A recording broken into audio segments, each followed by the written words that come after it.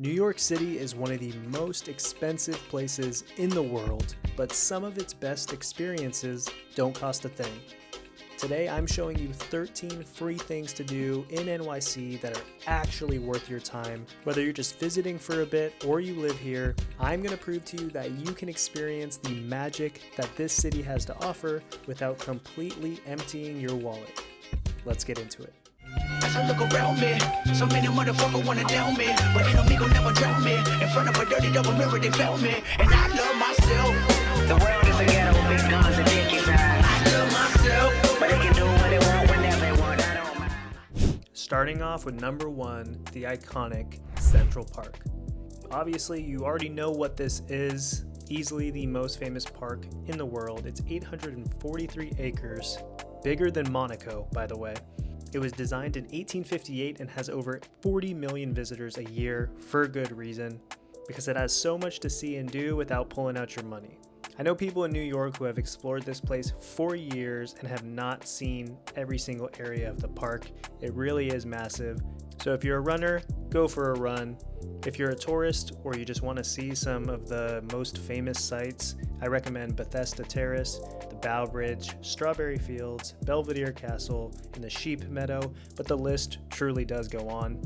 And if you want to feel like a true NYC local, post up with a book on the Great Lawn and chill for a while in the sun, or just hang out on the lawn with your friends with the thousands of other people that are doing the same thing.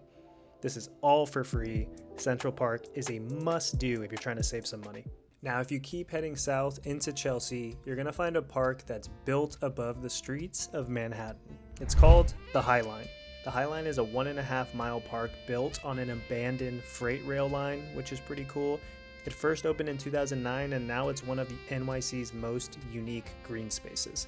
You can spend a good amount of time here walking around and just checking out the sights. It's got street art, wildflowers, and gardens surrounded by skyscrapers. Little fun fact, there's over 500 species of plants that make it feel like a true garden in the sky. My recommendation for you is to walk this and take your time. Don't rush through it like it's just a straight line you're trying to get to the finish line to. Read some of the little info plaques that they put up about the history, and stop at some of the popular spots like the Spur at Hudson Yards, 10th Ave Overlook, and Chelsea Market Passage. Not a bad way to get your fresh air, your steps in for the day, and not spend a thing.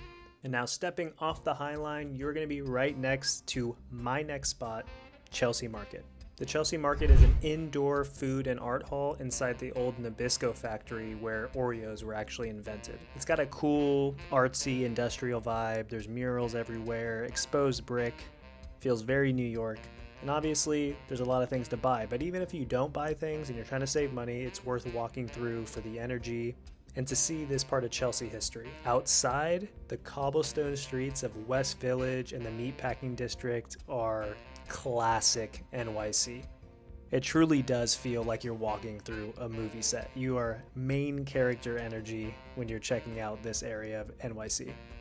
And if you are done hanging out around this area and you're someone who wants a waterfront view, head over to Chelsea Piers. It's one of my personal favorite spots. I feel like I gravitate here and always end up here, whether you're someone who wants to run along the Hudson River, go play pickleball, or just stop on a bench and look at the beautiful views. It's all for free, and it's what makes Chelsea one of the most sought after neighborhoods in New York City.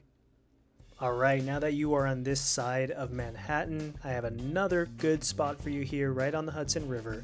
You're going to go to one of NYC's newest parks. This one is floating on the Hudson. This right here is called Little Island. It first opened in 2021 and it looks like something straight out of the future. It's a floating park on giant tulip-shaped columns.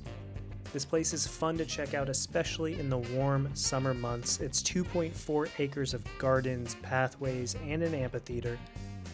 And at the amphitheater, you get free performances in the summer. If you have a green thumb or just love plants, there are over 350 plant species for year-round color. You're probably not going to spend a whole bunch of time in here, but it's fun to check out, get some IG photos, and bounce to your next location of the day. And speaking of bouncing, let's get out of here and go to our next location. Now, let's head further downtown into Greenwich Village, home to one of the most vibrant parks in NYC. I know I'm showing you a lot of parks, but I'm showing you free things. And stay tuned for the rest of the list, because there's a lot of things coming up that are not park related. Trust me. Washington Square Park. It's not a massive park, it's about 10 acres, but it's one of the liveliest spots in the city. The famous arch was built in 1892 for George Washington's centennial, and the fountain right smack dab in the middle is a place that people just love to hang out. You will see this as the background for so many movies and shows. You might even catch the Impractical Jokers there, or a famous TikToker you know, on any given day.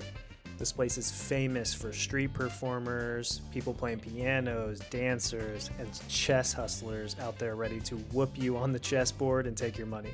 It's right by NYU, so it's buzzing with NYU students, skateboarders, activists, and probably a couple people asking you to do a TikTok interview.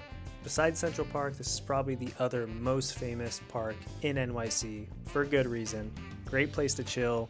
You may be tempted to buy a couple things from some of the stands and the vendors, but if you want to keep it free, post up, no money required. And from here, we are heading across the river to one of the most famous walks in the world, the Brooklyn Bridge Walk. The Brooklyn Bridge is just over 1 mile long, and it's a national historic landmark.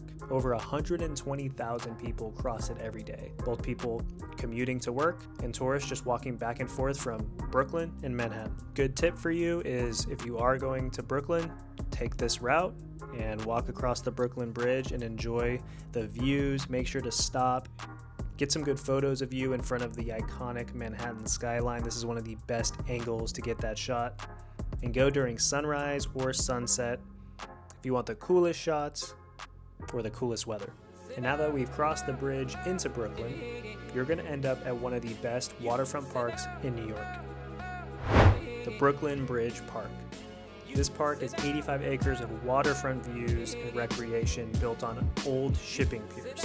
You've got Pebble Beach with direct Manhattan views. Jane's Carousel was built in 1922 and is a good tourist attraction to check out. When it hits sunset time, head over to Empire Fulton Ferry Lawn and relax as the day winds down. Here's a classic Instagram shot if you're going for photos.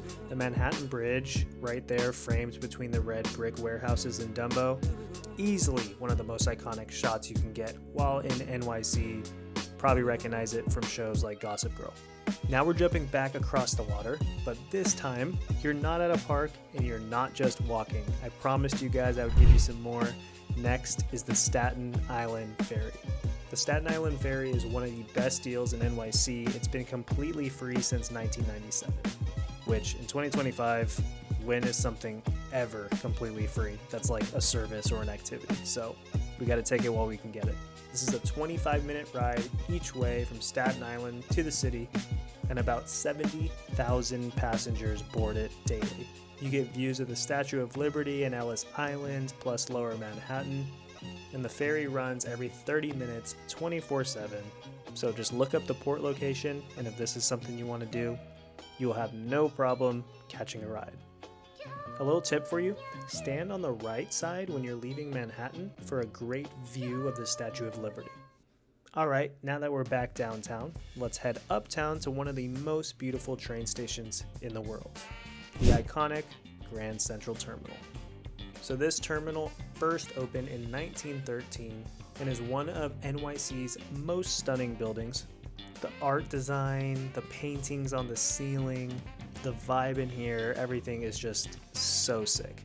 There's this place called the Whispering Gallery where you can literally whisper at the corner of a wall, and when your friend goes to the other side, they can hear you loud and clear. It's something about the way they set up the architecture in here. It's really cool. You gotta check it out.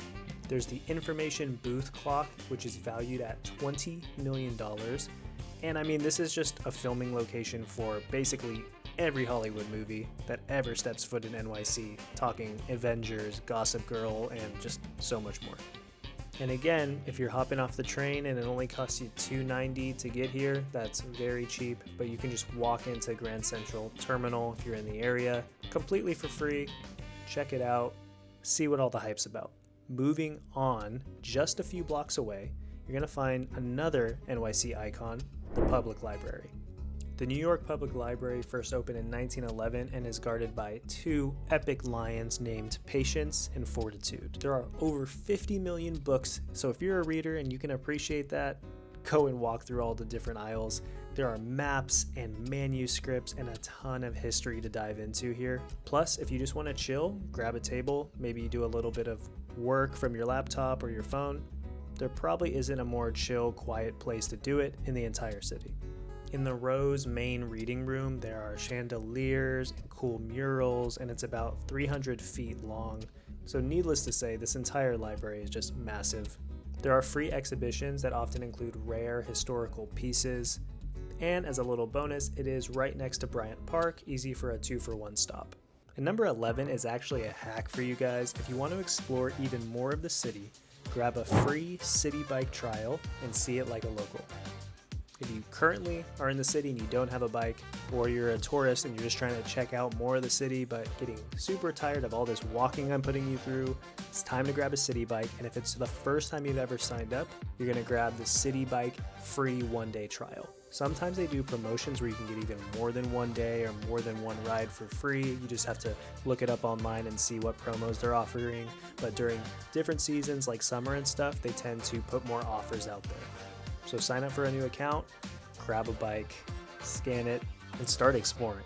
This is just a super fast and free way where you don't have to ride the subway and you can stay outside and just have way more fun, clearly. Riding a city bike is one of my favorite things to do in the city. I highly recommend getting the e-bike. Yes, it's not really a workout, but it's so fun. You're gonna enjoy it. Fly around the city, zip through the streets. Just be careful because you know those NYC taxis are not stopping for you. Couple scenic routes for you. Hit the Central Park Loop, cruise around the Williamsburg Bridge, and really, there's so many routes to go in NYC. Just hop on the bike, enjoy the ride. Alright, and free thing to do number 12, I'm actually going to expand on one of my personal favorites and what I talked about earlier, Chelsea Piers and the Hudson River Park. So the Hudson River Park stretches about 4 miles, with Chelsea Piers as one of its most popular sections.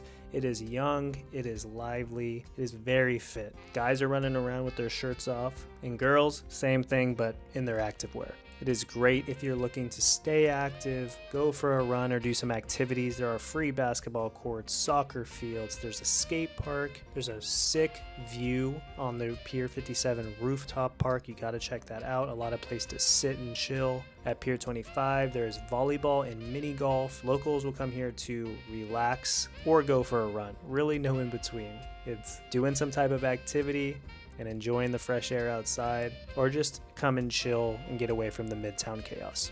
Right here along the Hudson is just some of the best sunset in Manhattan, so I really wanted to make this its own free thing and remind you guys, like, this is a place you have to come to, local or tourist, it doesn't matter. It deserves its flowers, and sometimes it makes you forget you're even in New York City. Kind of feels like along the water in San Diego or Venice.